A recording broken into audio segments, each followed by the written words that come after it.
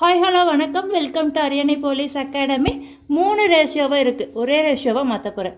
அதாவது இதை 3 மல்டிபிள் பண்ணால் A value 3 2s are 6, 6 1s are 6. இதை 3 மல்டிபிள் பண்ணால் 3 3s are 9, 9 1s are 9. இதை 3 மல்டிபிள் பண்ணால் 3 4s are 12, 12 1s are 12. இதை 3 மல்டிபிள் பண்ணால் D value 3 4s are 12, 12 2s are 24.